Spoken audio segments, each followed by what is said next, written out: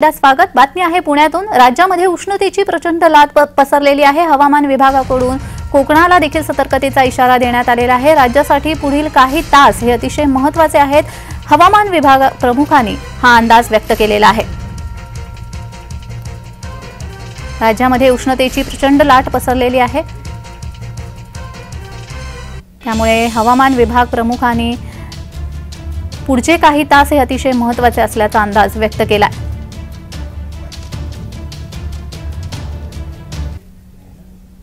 तर वेधशाळा प्रमुख मेधा खोले यांच्याशी बातचीत केलेली आहे आमचे प्रतिनिधी रोहन कदम यांनी। पाहूयात।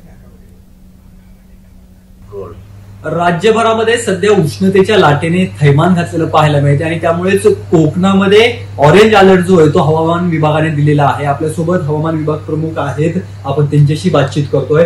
नेमकी काय कारण आहेत आणि आता कोकणामध्ये देखील ऑरेंज अलर्ट आपल्याकडून जारी केलाय?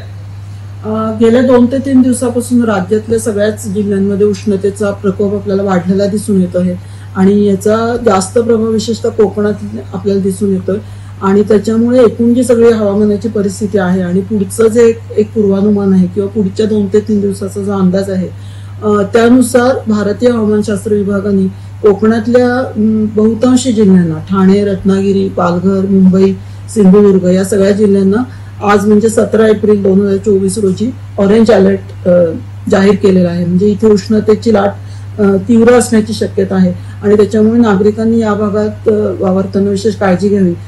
ज्याला आपण इम्पॅक्ट बेस्ड फोरकास्ट किंवा याचा परिणाम काय असू शकेल अशा पद्धतीने सुद्धा काही सूचना किंवा मार्गदर्शक तत्व ही हवामानशास्त्र विभागाने दिलेली आहेत की उन्हात दुपारी साधारण 12 ते 4 या काळात नागरिकांनी जास्त उन्हात बाहेर पडू नये किंवा पुरेसं पाणी प्यावं। अशा पद्धतीच्या ज्या उष्णतेच्या लाटेला सामना करण्यासाठी म्हणून ज्या गोष्टी आवश्यक आहेत तसं नागरिकांनी अवलंब करावा असं आवाहन करण्यात आलेलं आहे।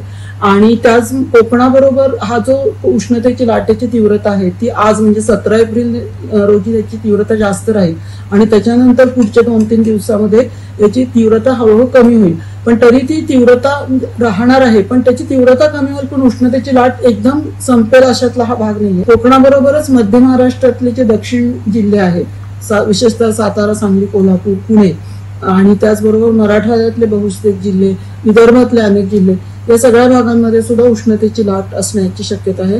आणि त्याचबरोबर या उष्णतेमुळे जे हिटिंग वातावरणातलं होतं किंवा ऍटमॉस्फिअरमध्ये जे सगळं हिटिंग एकची प्रोसेस सगळी तयार होते त्याच्यामुळे ही सगळी परिस्थिती ही ढग निर्माण होण्यासाठी अनुकूल असते आणि त्याच्यामुळे आपल्याला असं दिसून येतं की गेल्या 2 ते 3 दिवसामध्ये दुपारी किंवा संध्याकाळी महाराष्ट्रातल्या बऱ्याच भागांमध्ये वादळी पाऊस आपल्याला दिसून येतो, विशेषतः मराठवाडा, विदर्भातल्या अनेक जिल्ह्यांमध्ये।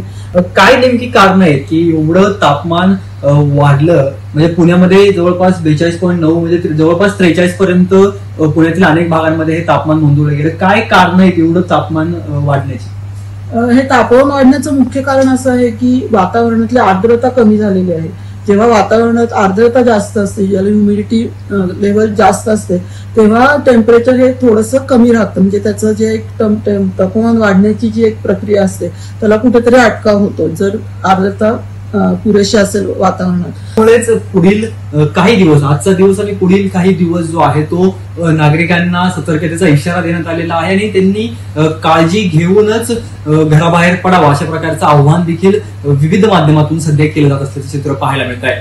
रोहन कदम, जय महाराष्ट्र न्यूज, पुणे।